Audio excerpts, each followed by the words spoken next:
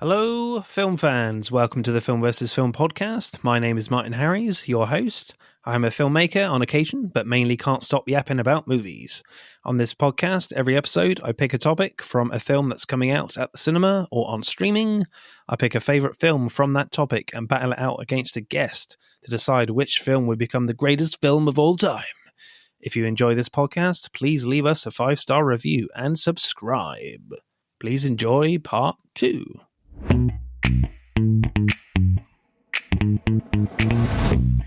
Hello, podsters or podroonies, if you prefer. Welcome back to the show, part 2 of our Stephen King Adaptations 2, the sequel.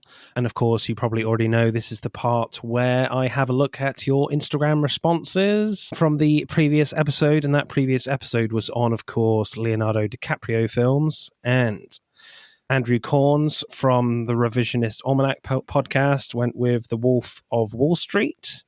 Heather J. Stewart says, not necessarily his best performance, but my favourite film starring Leonardo DiCaprio is Inception. The World of Horror podcast went with The Departed. Haven't seen it. Also went with The Departed. Eric Thorpe reviews went with Django Unchained. My brother Chris went with Titanic, and Eleonora, the other half, went with Shutter Island. Matt, I'm intrigued. What is your Leonardo DiCaprio film choice for you?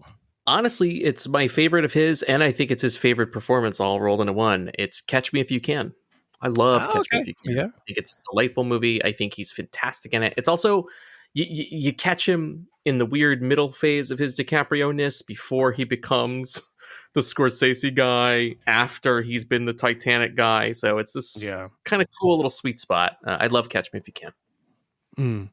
I quite like another early one of his as well, before he kind of had that Titanic fame, was The Quick and the Dead. He has a little role in that. He's kind of, Sam Raimi's Great Western. I do love that film. We are talking Stephen King adaptations, and it is my turn, people, to see if I can take down Matt for the first time, as he is 3-0 on the podcast. And I am going with a classic this time, one of the first, if not the first, I'm not entirely sure, but it's one of the first adaptations of Stephen King, I believe, and that is Carrie from 1976, directed by the great Brian De Palma, the great master of moving a camera and directing movies. For me, he's such a legend in my opinion. Is he a favorite? Are you like a big De Palma head? Yeah, he's right up there for me, for sure. I mean, I watched Body Double the other day. I mean, overall, it's not like an incredible film in terms of like story and acting, but like, my God, he directs the hell out of that film. He's good. Got a lot of fun ones, man. I love his style. Yeah. Even when he gets ahead of himself a little bit, he's still fun to watch. Yeah. I know he can be a bit of a sort of a controversial figure of how he kind of objectifies women and his female characters. I get that, but like... Oh, that I don't mind. That's totally fine. Yeah, but you can't not say it's controversial, but I'm with you. I don't really mind about that. Yeah, that's totally fine. I just think he's sometimes he can get he can go up his own ass a little bit, I'll say. Yeah, that's fair to say. But he damn knows how to direct a movie. Other films in contention for me, I think the only other one really was Christine, because that... Oh, interesting. I've not seen that one before, and I always kind of want to pick films that I hadn't seen before, and I've seen a lot of his other work, his other, adaptations, but that one has passed me by, unfortunately. But I'll get there eventually, hopefully. But yeah, the idea of, an evil car just sounds really cool and fun. So hopefully it's awesome, and it's John Carpenter, man. He knows what he's doing. Christine's great. So what happens in Carrie? Well, going to IMDb, as I always do now, because it's always just interesting to see how simple they are with their plot synopses. So IMDb states, Carrie White, a shy, friendless teenage girl who is sheltered by her domineering religious mother unleashes her telekinetic powers after being humiliated by her classmates at her senior prom. Yes, that's about it. Kind of a massive spoil. Doesn't it feel a little like... I wanted to ask you this before we launched into the full film versus film treatment of Carrie. Doesn't this feel a little like Planet of the Apes or Soylent Green, where it's a movie that people, even if they haven't seen it, they know the ending. That's what they know. They know the spoiler. So it's kind of interesting that you go into the movie kind of pre-programmed already, knowing exactly how it ends. And that's what you're looking forward to. It's just one of those weird... Somebody needs to make a letterbox list of like movies where people only know it by the ending. Right? Yeah, so initial reactions, Matt, what do you make of Carrie the first time you saw it? So this is a rewatch for me. It's been many years since I've seen Carrie. I like De Palma like you, Martin. I'm a big De Palma head. It's not one of my favorites of his strictly because young De Palma for me is really weird. He has a great control over the visuals of his movie. And then somehow at this point early in his filmography, he's a little too experimental in other ways for me, or not committal enough. Like, I think sometimes he lets actors run away with scenes and it can seem weird. Also, he makes some really bizarre editing choices in this movie particular. One thing that did not change for me, and I'll get to all those, but one thing that did not change for me is the movie's so massively entertaining. Sissy Spacek is great. And yeah, the ending is a banger. The only thing is, like I said, it's weird that a whole section, really, this movie exists now in the minds strictly because of its ending. And I think it's just weird that like you're watching the movie with the ending in sight already. And I do think that speaks a little to the power of the movie, that even though you know the ending sort of beforehand, you're watching to get there and it feels earned. But it's just weird. It's just one of those it's a weird phenomenon. Like, people know it because of the ending. That's it. Yeah, it's definitely got like a lot of like iconic imagery, and obviously that end creates that iconic imagery. And as it's one of those films where, as you say, it's very much a film that is just all about like the big scene at the end. Everything, and people kind of don't really talk about everything that comes before that. Yes, like I had completely forgotten kind of John Travolta was in this. I was like, John Travolta's in this? Yeah. Well, I totally forgot about him. Yeah, they're just weird things. But yeah, it holds up. Yeah, it definitely holds up for me. Certainly the first time I watched it, I really liked it. And it definitely has this kind of very strong, creepy kind of undertone of horror to it, especially, you know, Carrie's relationship to her mother. Piper Laurie's performance is just so brilliant and scary, frankly. And yeah, and obviously that finals, you know, the end when she is covered in blood and killing everyone with her telekinesis is still quite striking watching it now. I wasn't like particularly scared or kind of creeped out, I don't think, with this watch, because I'm, well, you know, a grown adult, I guess some say. But yeah, I've heard some people where it's just doesn't work for them. It doesn't hold up, and it kind of becomes funny. Whereas I don't really agree with that, really. And that the final sort of final shot is also quite iconic as well. I love that tag kind that of little bit. Yeah. I would agree with that too, Martin. I don't think it's silly or funny. I think it raises a few questions for me, but mostly it's about the tone. That ending is all about as the vibes, as the kids say. Because you get that great, it gets bathed in red light, everything feels really ominous. You get to watch this sort of giant massacre happen. And that stuff all works for me, save a couple things, but I'm definitely not laughing during that moment. I'm not like, oh. Right, let's get into it then with directing. Like, the tone of this film right from the start makes you feel very kind of uncomfortable in typical like Brian De Palma fashion, like sort of mixing beauty and horror together.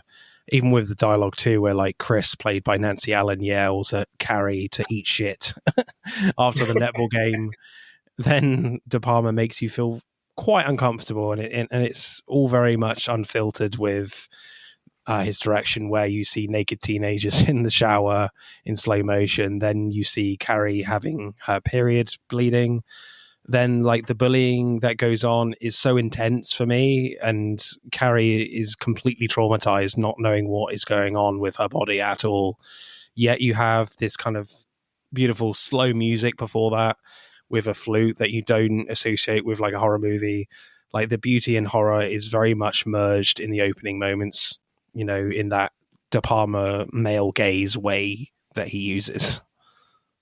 Yeah, and he's also, De Palma uses Pino Donaggio, who is a great composer of giallos. So Yeah. it definitely has that weird giallo feeling where it's dream logic, dream time. It feels like a dream. Yeah, again, I mean, look, the male gaze stuff, I can't really speak to that. I'm a male. I have automatically male gaze. Do I think he lingers a little long? Yeah, but I mean that's what art does. I mean we have nudes and sculptures. I'm not looking at Nike Winged Victory and going, look at the male gaze. Look, everybody, look at it. Like it's art, people. If you don't like it, just don't fucking watch it. I don't fault De Palma. I do think he gets a little pervy, but it's kind of fun and innocent. He's not pulling a Harvey Weinstein. I think if anything, I take more issue with how much he has cribbed from Alfred Hitchcock and how much he deliberately calls it out in this movie, down to the point where Pino Donaggio's score dips and goes out, and we hear Bernard Herrmann's Psycho theme multiple times. The name of the high school is Bates High School. I was like, guy, we get it. You like Hitchcock. Stop it.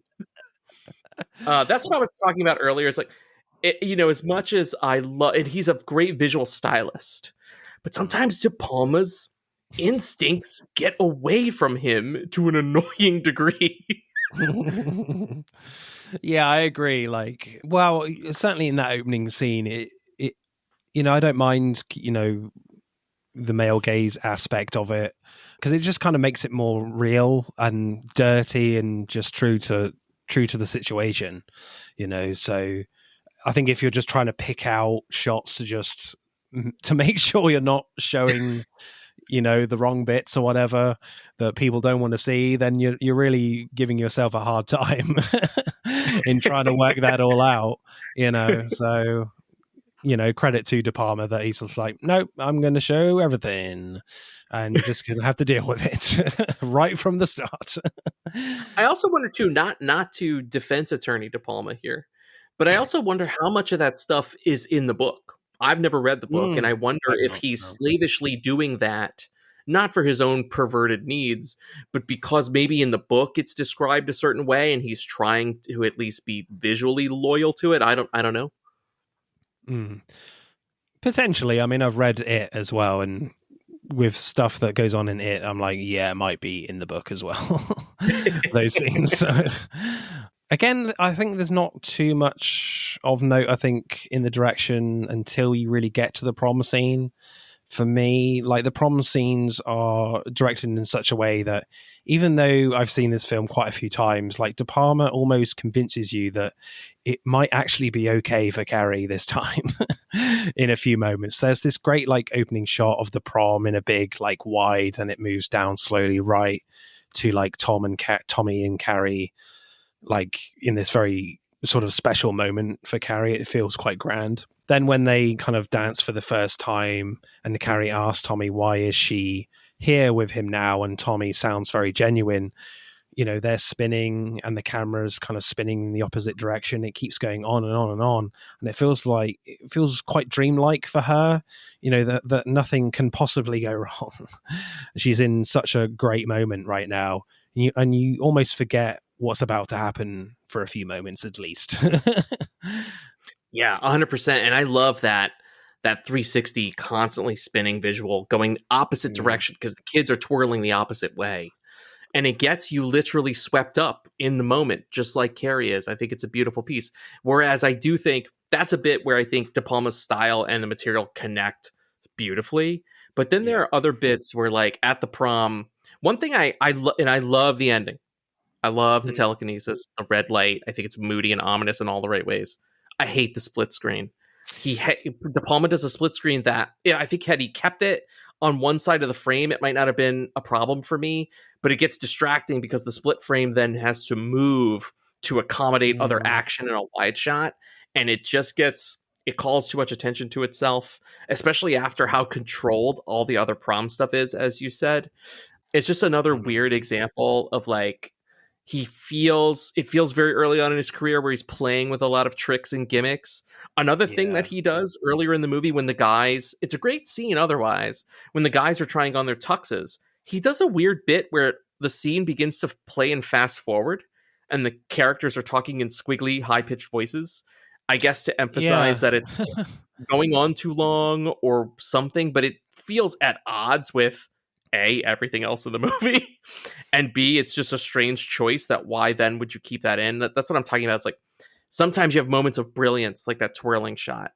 And then other times it's like De Palma gets ahead of himself a little bit and you're like, can we put this guy on a fucking leash, please? Like, do we need the fast forwarding bit? No, it's stupid. Do we need to get hit over the head by the psycho score? No, because the other bits that he's working from an original point of view are working so well. It's almost like he can't help himself. It feels like this is the work of a young director. It's somebody who's discovered all the tricks in editing and he wants to play with all the toys. He can't pick one or two toys. He's picking all the toys. And finally, in that ending scene, somehow he really just focuses and narrows down, and that's when I think he's the strongest. Yeah, definitely. I always remember this quote from Quentin Tarantino, when he met Brian De Palma once, and apparently De Palma was sat down in a screening and watching Raging Bull for the first time, and then when Robert De Niro's just there in slow motion doing like shadow boxing in black and white, really beautiful shot, and De Palma's like, "There's always fucking Scorsese." So I feel like he's always just kind of trying to compete with, his fellow filmmakers in that kind of very rich in non-studio kind of time period in the 70s. Yes. And yeah, I agree that kind of that scene with the tuxedos, just it's only like a few lines where they speed it up as well, even if not just one line. It's like, why bother? Why? I don't understand. It's so weird. But yeah, going back to like Carrie's murderous rampage at the prom, as you say, like De Palma goes quite experimental for the time. Like he starts with this kind of kaleidoscope POV of Carrie's vision, like she's in like a daze of just what's happened after the pig's blood has just splattered all over her. Then again, then you have the split screen stuff happens with like a water hose, and she's kind of controlling that. And of course, if you're a regular listener of the podcast, I agree with Matt. I really I hate split screen in movies. I always think it's kind of lazy and the director doesn't know where to put the viewer's focus. Here, I'm a slightly bit more sympathetic. I'm not obviously a huge fan, but I think De Palma is just about gets away with it for me, as he kind of gives you the sense in the scene of a stronger sense of chaos. Still not a fan of it, and I would have liked not for him to have done it, but I kind of get why he's doing it. But it's I agree, it's not entirely successful, but I've certainly seen a lot worse in other films for sure. Especially one recently that we've covered in Requiem for a Dream. There's a few scenes in that where I'm like, why? I don't understand. Yes. That's another movie again. I hate Requiem for a Dream for that exact reason. It feels like somebody is using all the tools. They've discovered Final Cut Pro and they discovered every filter, and that's what they want to do. And I'm like, fucking pick one. And again, like that kaleidoscope thing is a cool idea to show that, oh shit, I'm in a dazed state. But then just stick with that motif. We don't need to go from kaleidoscope to split screen to, fucking fast forwarding to it's just like, okay, guy, pick one trick that you want to use. Yeah. I know this was kind of the scene that I was referring to when people kind of think, it kind of goes a bit silly and funny with the hosepipe stuff. I agree. I don't think it is funny. Like there's enough like darkness and tragedy there.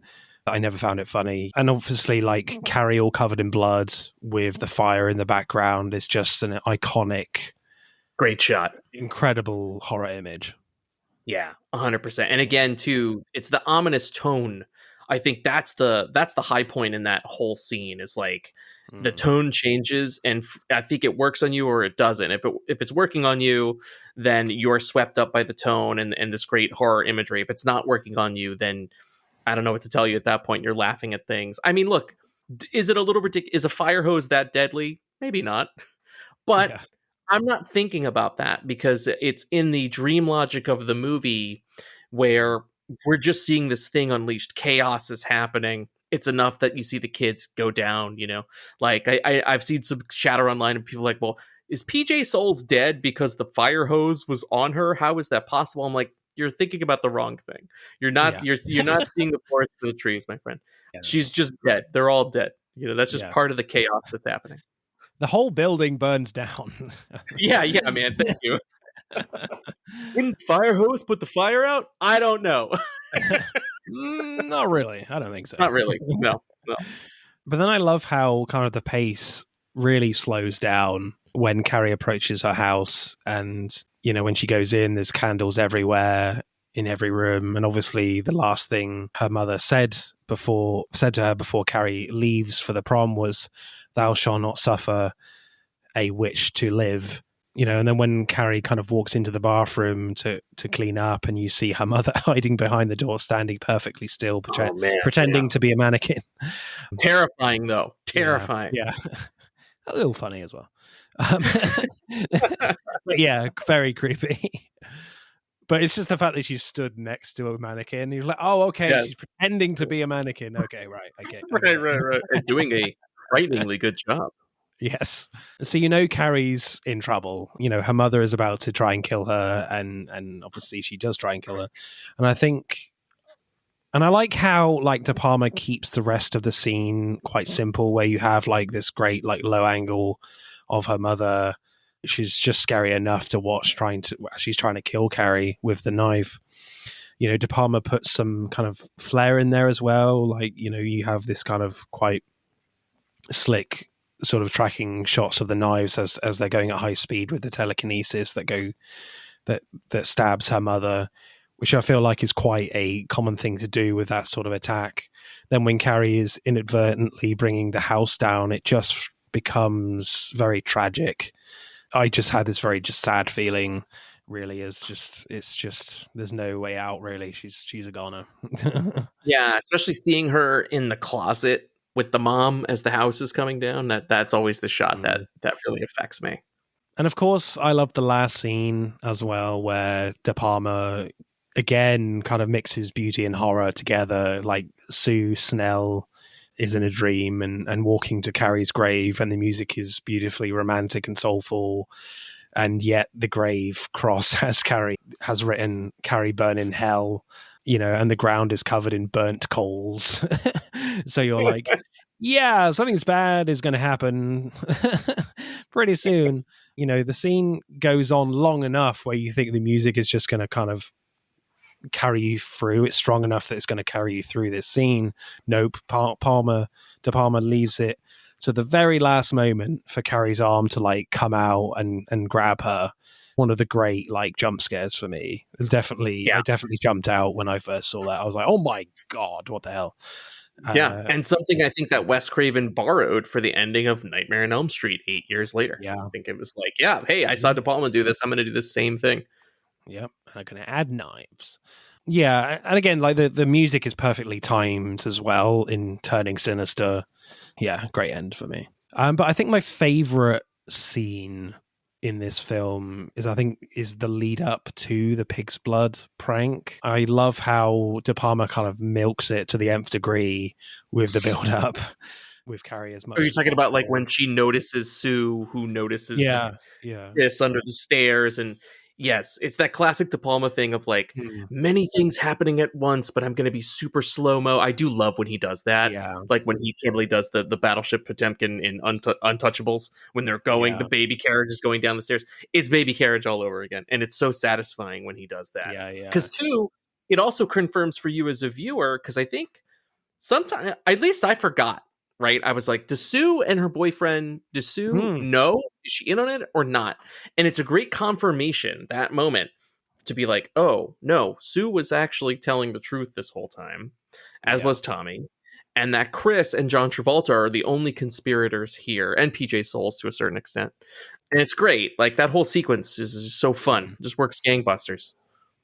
Yeah, it's great. It's all done like in slow motion, and as we follow Carrie and Tommy walk up the stage with this beautiful romantic score again, then we see obviously Chris and Billy, John Travolta, and Nancy Allen under the stairs.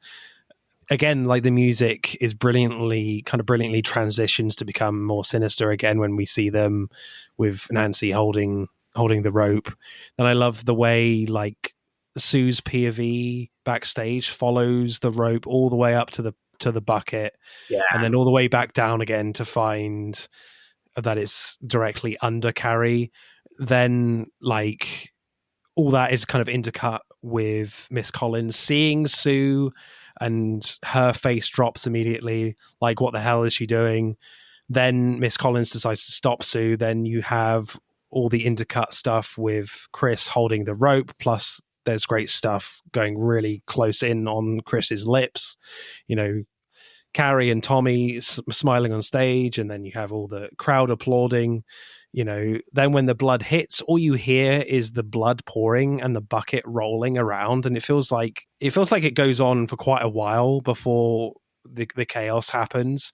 So I don't think you can add anything else into the scene to like string it out any further than De Palma does here. It's so No. like well crafted, and the editing is so precise and well balanced.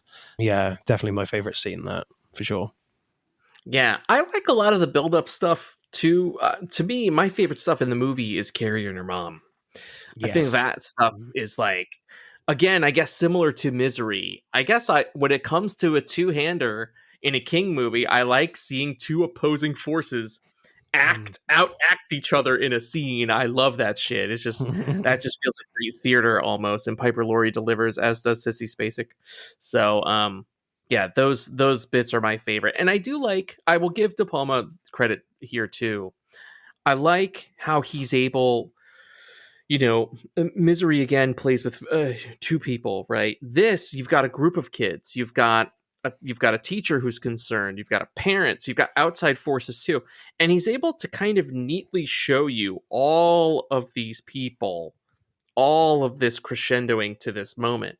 I do like that you can break away and you're like with the teacher, you break away and you're with the mom. There's that great bit where the mom goes to see Sue Snell's mother, and you get right away like, if she's fanatical, right? Yeah, it's like those I think are some of my favorite bits in the movie. But Carrie versus her mom, yeah, dude, that's for me. That's what Carrie is all about.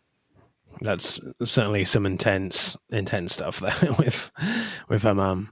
Directing score for you, Matt. What are you going for Carrie?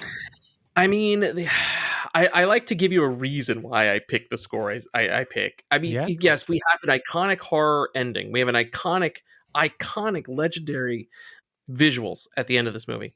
However, like I said, there are just so many weird choices and gimmicks that I have to take off a beat. So I think I'm going to give this a 7. I'm going to give De Palma a 7. It's a young De Palma. I like what he's doing. It would have been higher, but the fast forwarding, the Hitchcock stuff, it detracts. The split screen, I think, is the worst of them, the worst offender of them all.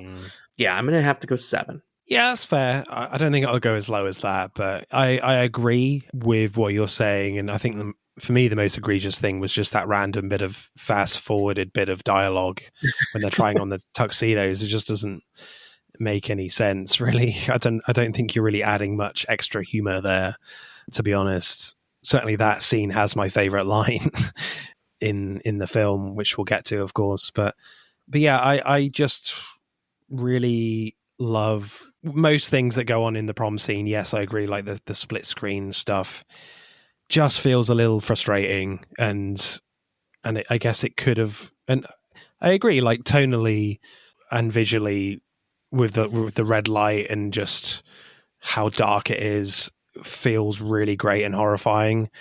And I just feel like the split screen kind of, it's trying to create more chaos, but it just, you lose, as I said, like you just lose focus. You're just not sure where you want me to look, Brian. You know, I know what you're trying to do, but it's just, it becomes annoying, not scary.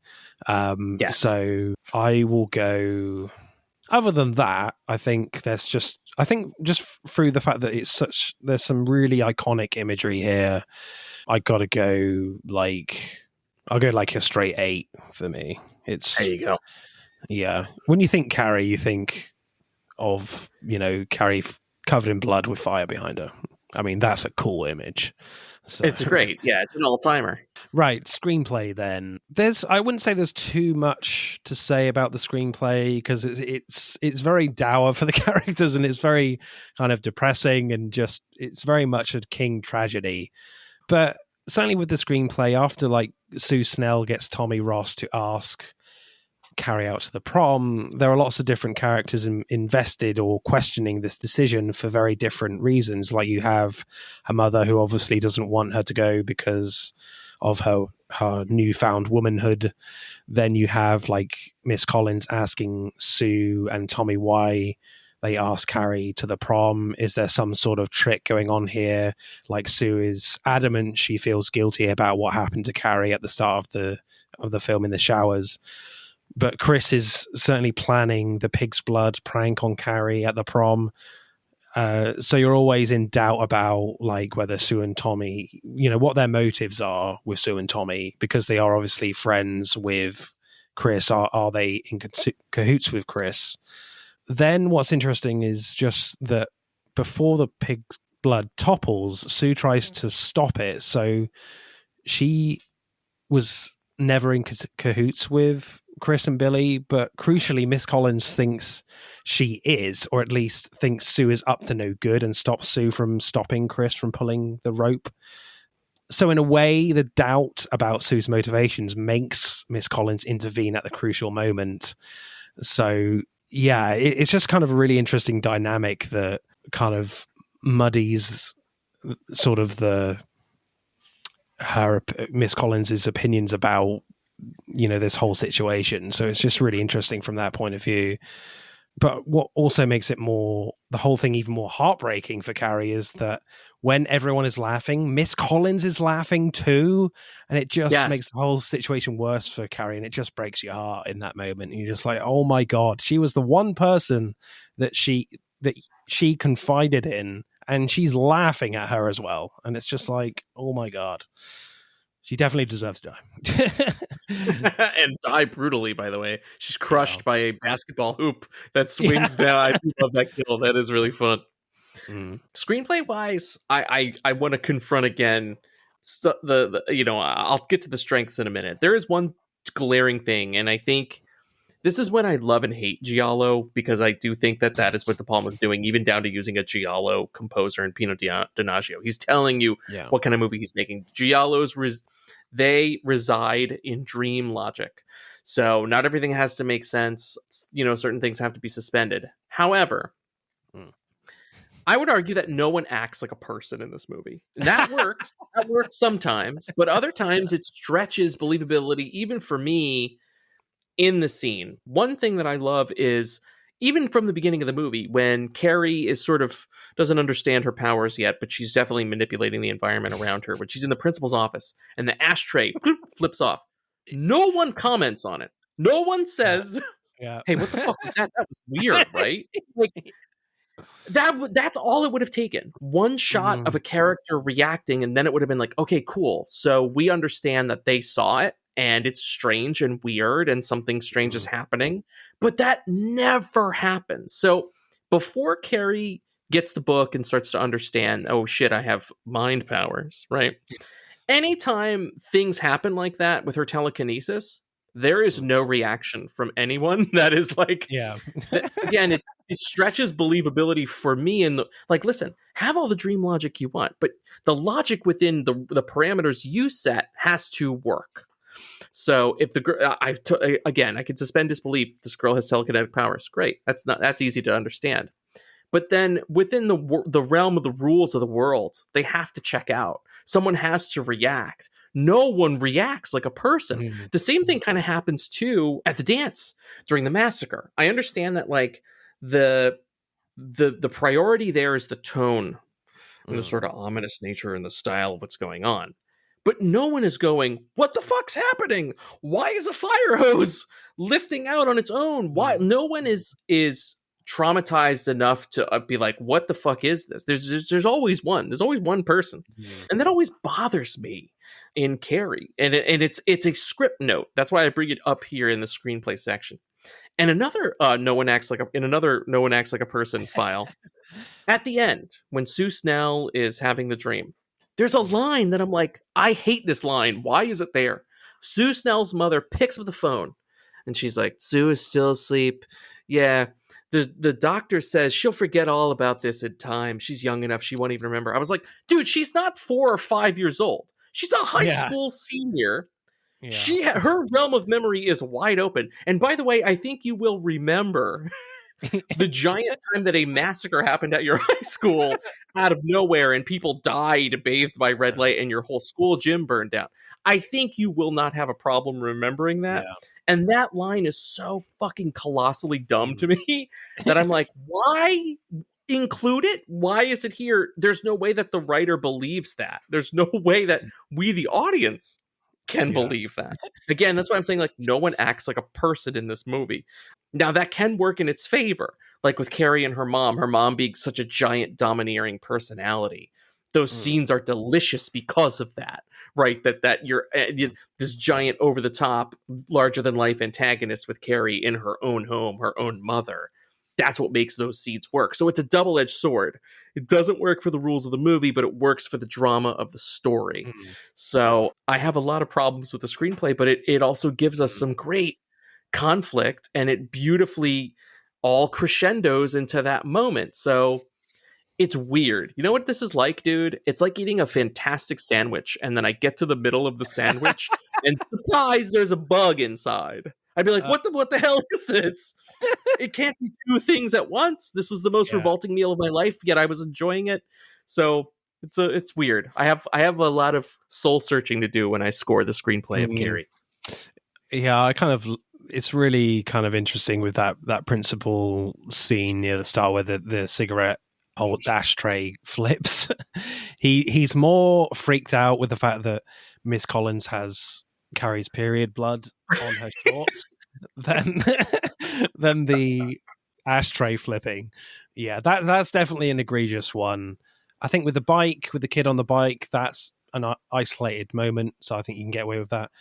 Totally. With the prom stuff as well, I feel like you don't really need a line from anyone saying that what the hell is happening, because I think it's, the whole thing is just too chaotic anyway. I don't think you probably need a line like that, maybe. So everything else, it's it's difficult to kind of justify that they're acting like normal people.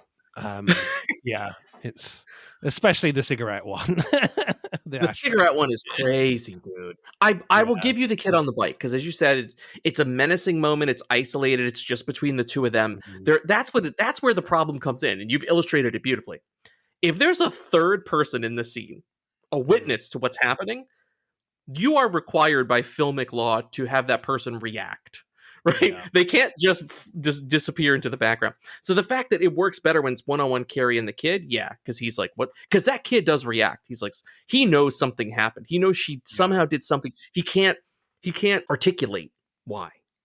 Yeah. But in the office, to have two adults witness something so fucking crazy, if that happened right now, if my microphone just flew off, you would react. I would react. People would react. Yes. It's just a strange choice.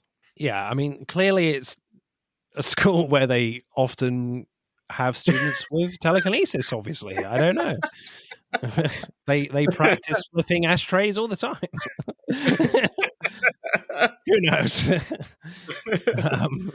It was the 70s, man. It was a weird time. Yeah. Maybe everybody is high and booted up, and they're like, yeah, whatever. I see shit all the time flying around, whatever.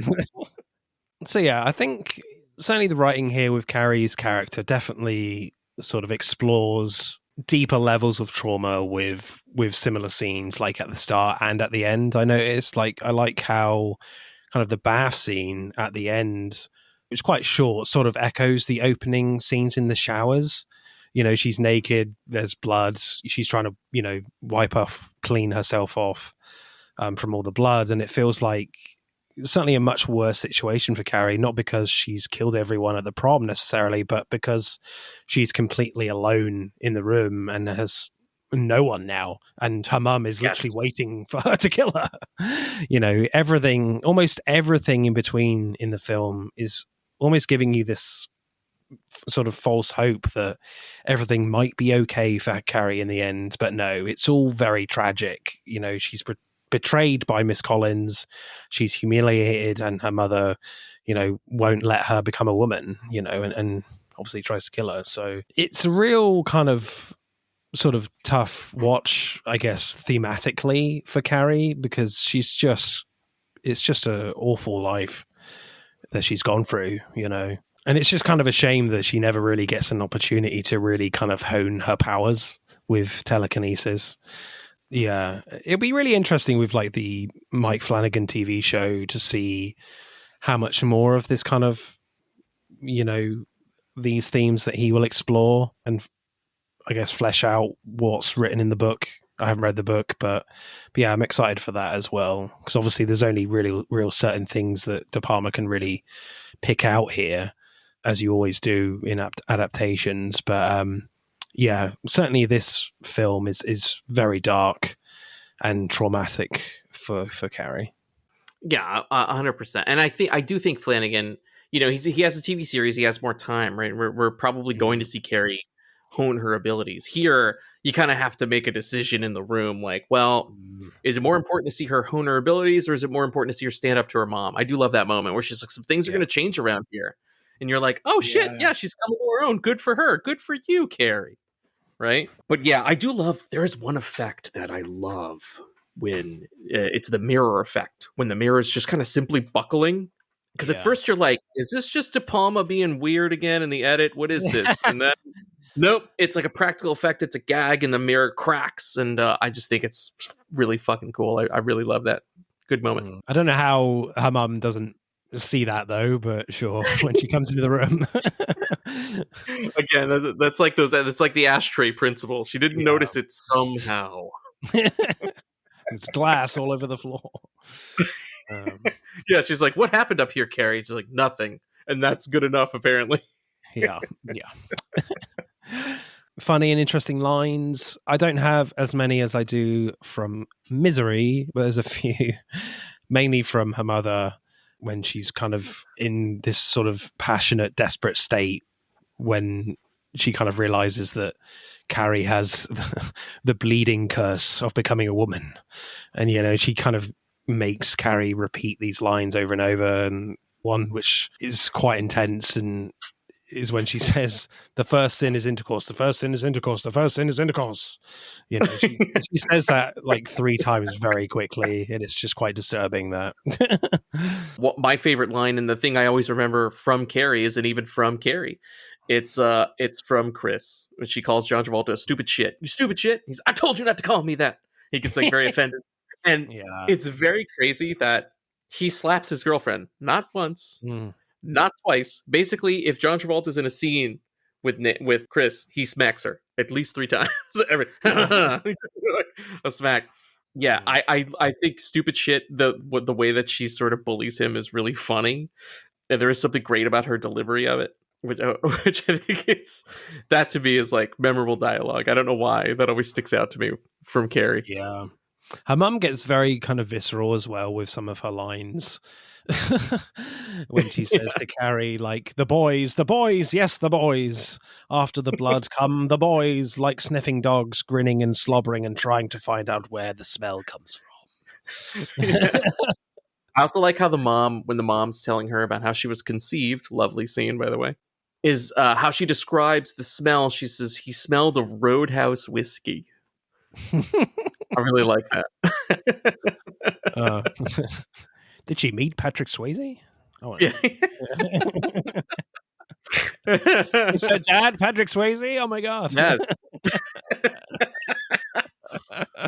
Wow. what Patrick says, That'd be a that would make turn. sense. Patrick Swayze has the gift of martial arts, and Carrie, his biological daughter, has the gift of telekinesis. So his power got Perfect. channeled, distilled through the DNA, gave her telekinesis. She'll just be practicing ripping people's throats out, telling, her mind powers. Mental, "Kah! Kah!" And if it happens in the principal's office, no one will mention it. The principal will be like, that's normal. Yeah. I mean, there's blood everywhere, but oh my God, period blood on your shorts? No, thank you. No. My favorite line, though, is a scene we've been complaining about, but it was kind of funny for me with Tommy and his friends when they're trying on tuxedos. And Tommy asks one of his friends, would you go out with me? Not with ruffles. That tickled me a little bit. Funny. Yeah. Screenplay score for you, Matt. What are you going for Carrie? Oh boy, this one I have a tough time again because it's I think I don't want to I'm gonna go 7. I'm gonna go 7 again. It seems like a fair score. I'm being a little nicer than I probably should be about it. I think the screenplay is the weakest aspect of Carrie, but I'm gonna give it a 7 in fairness because it does such a great job with Carrie and her mom, and it does such a great job crescendoing you to that ending. Those things deserve a good 7. I'm docking off the rest of those points though. For all of the absolutely inane, the non-reactions from people is crazy to me. Yeah. Where do they get their ashtrays from? That's what I want to know. Yeah, I agree. Again, I think I'll go probably a little bit higher, but yeah, the one kind of sort of intrigue you have in this is just where Sue's loyalties lie, and everything else is just all about kind of the trauma of Carrie's situation and whether there is hope and light at the end of the tunnel with Carrie. And then obviously there's all sorts of stuff about her being repressed by her mum and her womanhood, etc. And I think all that kind of stuff is very strong, but in terms of a tonal way it's written. But other than that, there's not a lot else to the screenplay. I don't think there's not a lot of there's not too much ambiguity with it. It's more you're really kind of hoping that Carrie will get out of this, but there's such little light in this. I mean, there are small moments, but it's just very bleak throughout. Yeah. So yeah, I'll go a 7.6. For me, it's very much about, as I said in directing, it's more like the iconic visuals, the iconic moments at the end of this film, and the great acting as well, which we'll talk about now. For me, this is certainly the Piper Laurie show as Margaret White, Carrie's mother. She makes just such a huge impact on the film straight away, even when we first see her not necessarily say anything. When she's walking up to the Mrs. Snell's house, she's wearing a dark cloak, like she's a witch from centuries ago in Salem or something. The intensity she brings when she's forcing Carrie to repeat lines from the Bible because she thinks Carrie is being cursed with the bleed of becoming a woman. But it's not really anger at all. It's like a desperate passion for her faith to help Carrie. Then nearly every other scene with Piper Laurie, it's she's in after that with Sissy Spacek, she gets close to that intensity from that first scene. She gets very close to it. So it's just, she's really great in the film, and very much a very scary, unnerving figure in certainly a different way to Annie Wilkes. Annie Wilkes is very much sort of about her unpredictability about what she's going to do to Paul, whereas with this, it's with Piper Laurie, it's very much the vibe she brings immediately when she's on screen, of just this craziness. Yeah. It's extreme fundamentalism. Yes, I think Annie has been driven mad and has moments of madness that are brought on by her morals, right? I think Piper Laurie is an extreme fundamentalist that desperately wants to impart her will on others, whether they like it or not. Yes. Also, too, that's the one thing I love about Stephen King. And it's here in Carrie, it's in Misery, it's in The Mist, another movie you covered. He does religious zealots well, and they are always great foils for our heroes. I personally don't like religious zealots either. I don't think anybody likes religious zealots. No, those religious zealots. But yeah, I do think Piper Laurie, this is definitely the Piper Laurie show. And I would agree with you. I think out of these three categories, directing, writing, acting, this to me is where Carrie shines. Directing, for me, there are missteps. Screenwriting, there were missteps. Here, I don't have any notes. I love all the acting. All the kids are natural. Even Travolta doing. Sometimes he kind of slips into like a Southern thing, but it kind of works for his character. You get that they're in a podunk town. They have a pig farm that the kids can easily access. I'm also a big fan of PJ Souls from Halloween. Sissy Spacek is great. Plays her so demure. So you just want to help Carrie. You instantly feel bad for her. Piper Laurie is on another level in this movie. She's just, terror incarnate. She feels absolutely like the Heavy. I love a good movie where the villain knows they're the villain and they announce themselves and they own every scene they're in. I think you could definitely put Carrie's mom in that category. It's so funny because later on in his career, Travolta will wind up becoming a supervillain in many action movies that came out of Hollywood. And it almost feels like Piper Laurie kind of led the way for him a little bit, ironically. But yeah, I love all the acting, especially too when you're in the school, right? You have all the kids together. You got PJ Souls and Amy Irving and Nancy. I'm sorry, I always forget Nancy's name. Nancy Allen. Yeah. Nancy Allen, who was De Palma's girlfriend.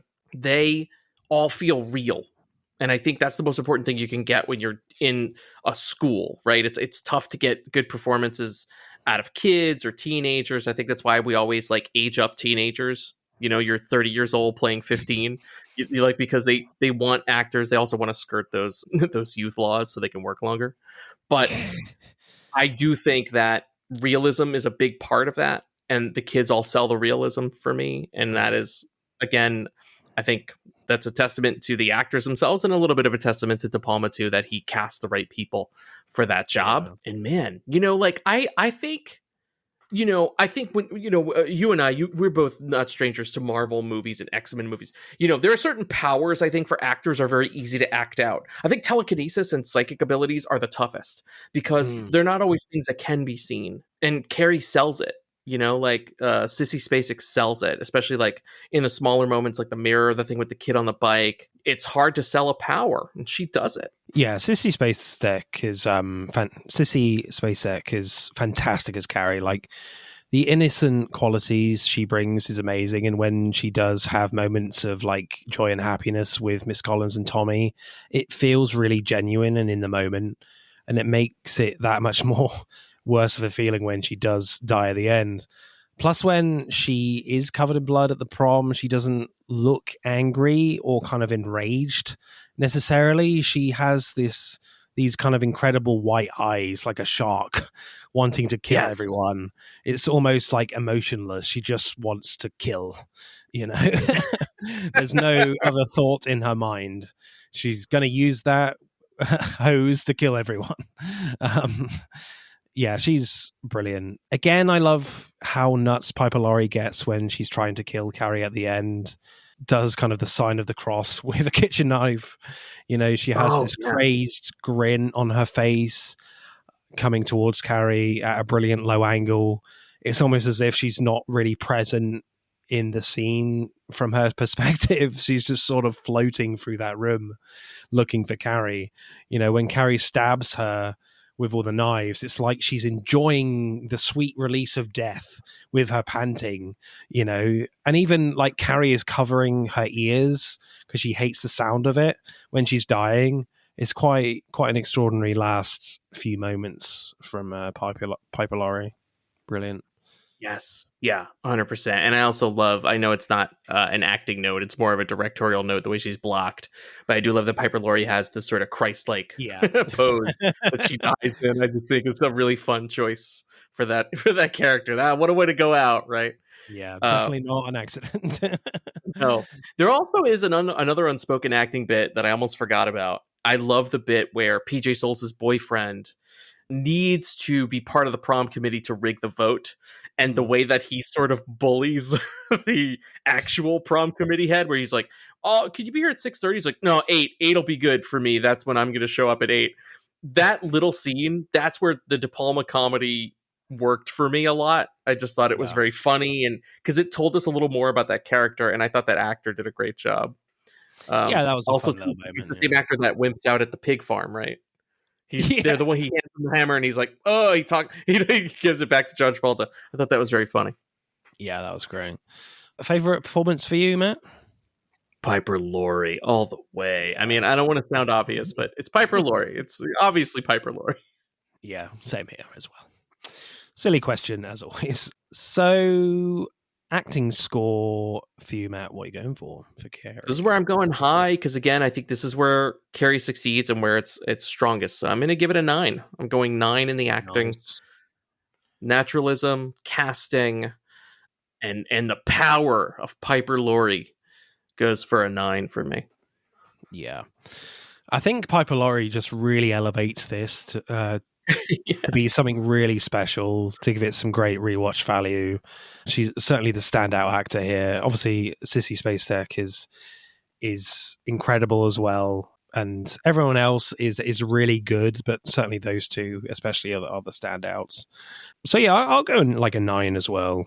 Yeah, it's really, really great from those two. Right, let's add up the scores then for Carrie.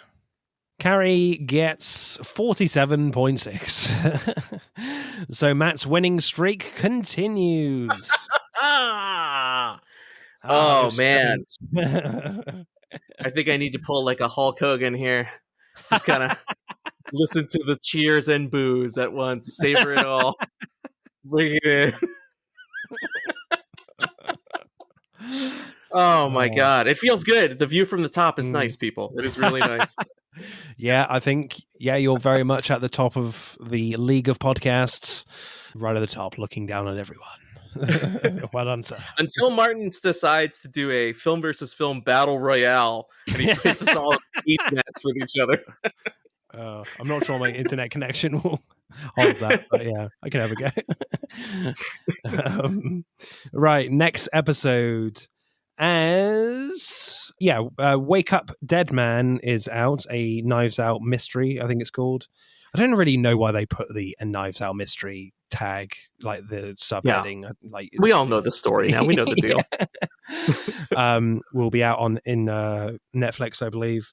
So we'll be talking whodunit films, and I'll have a new guest, a debutant, Heather J. Stewart, who's sort of an Instagram reviewer. She's a lot of fun. Matt, tell us about your podcast and where can we find you again? Heck yeah. We're the Matt and Mark Movie Show. If you're going to look for us now, we've just done our whole run of we became the horror show, as we do every year around Halloween. So if you want to hear us talk about horror, we've got a bunch of fun new horror episodes. We will be returning for Predator Badlands. So do look out for that. Nice. And if you want more from me and you want to see all the dumb stuff on my shelf, and all the ways I waste my money, go to Matt's Movie Shelf on TikTok, and you can see my movie collection getting the best of me. Nice. Yeah, we're actually going to do a Predator Badlands spoiler special as well. Nice. With Brian from the Reviewing History podcast. So that should be a lot of fun as well.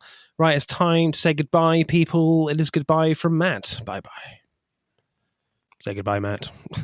Goodbye. Every time and Matt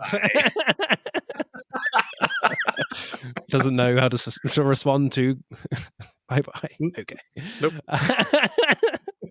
And it is goodbye from me. I'm always going to do a double take at ashtrays now. I just have to. Okay. Bye-bye. That's it for part 2. Thank you for listening. I hope you enjoyed it. Check out part 1 if you haven't done so already. But don't stop there. Get involved and tell me what your favourite films are relating to the episodes. Send us a DM or comment on Instagram and TikTok at Film vs. Film Podcast, for X at FVF_podcast. Plus, we are now on YouTube, so hit that like button and comment there. If you do, I'll give you a shout out on the next episode. Remember, please leave us a 5-star review and subscribe. Pod signing off.